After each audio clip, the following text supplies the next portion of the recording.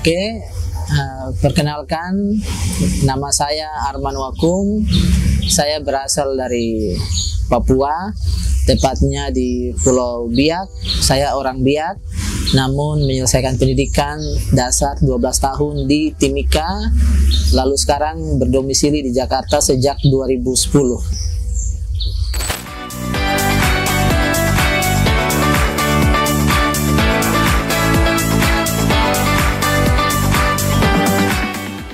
Saya kebetulan sekarang memang aktif di bidang akademis.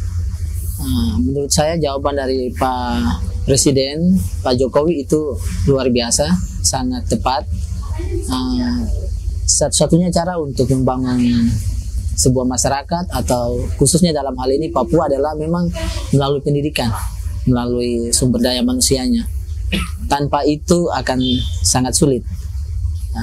Tadi ditanyakan bagaimana caranya yang efektif. Menurut saya memang harus fokus, karena banyak sekali kemudahan, banyak sekali akses yang sudah diberikan oleh pemerintah pusat maupun pemerintah daerah kepada Papua untuk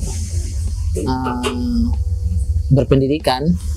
Pada akhirnya saya pikir juga berpulang kepada individu itu, tentunya juga dengan dukungan keluarga dan motivasi pribadi dari individu itu.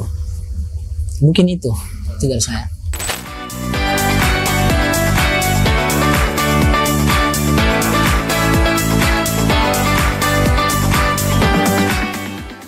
Banyak program, ada tadi seperti saya sampaikan, ada program dari pemerintah pusat, ada banyak beasiswa, ada LPDP, ada beasiswa adik, ada beasiswa dari provinsi, kabupaten, ada dari dinas pendidikan, ada juga beasiswa yang diberikan oleh kampus-kampus dan beberapa sekolah yang latar belakang agama, sekolah-sekolah Kristen, sekolah-sekolah Katolik itu ada. Tapi tadi yang saya kembali lagi yang disampaikan tadi, motivasi pribadi itu penting.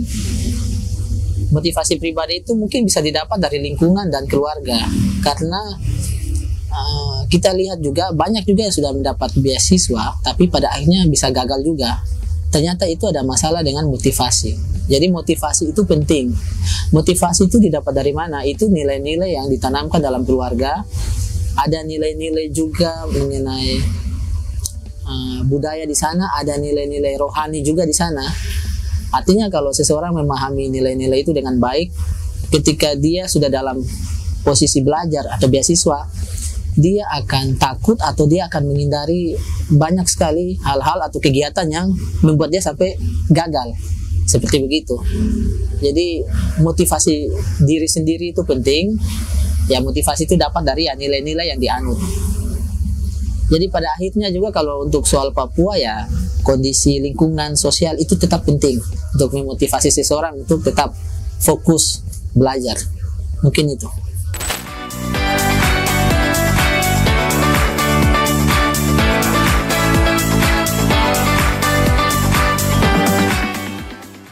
Saya ini contoh. Jadi kalau teman-teman yang pernah tinggal di Timika atau tahu Timika, sampai nama kotanya pun kadang-kadang diplesetkan menjadi Timika, itu tiap minggu kacau.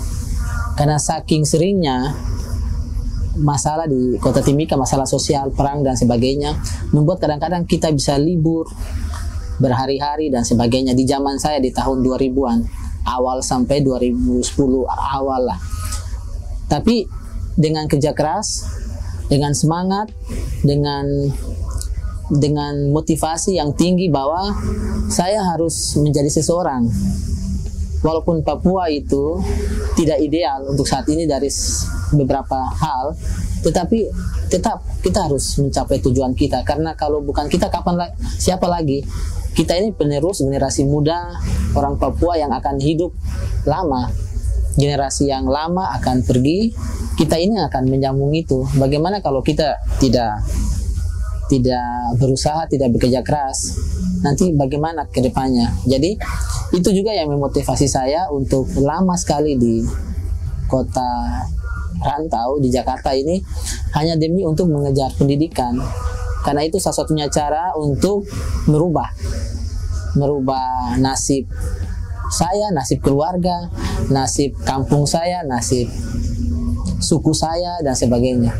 Jadi teman-teman, jangan patah semangat, tetap kerja keras.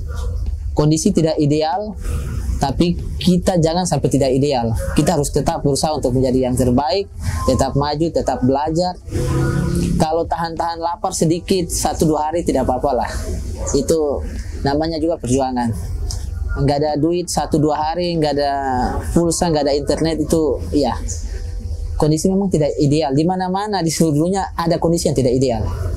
Tapi untuk semangat, tidak boleh patah semangat, harus tetap kerja keras, khususnya soal pendidikan. Itu.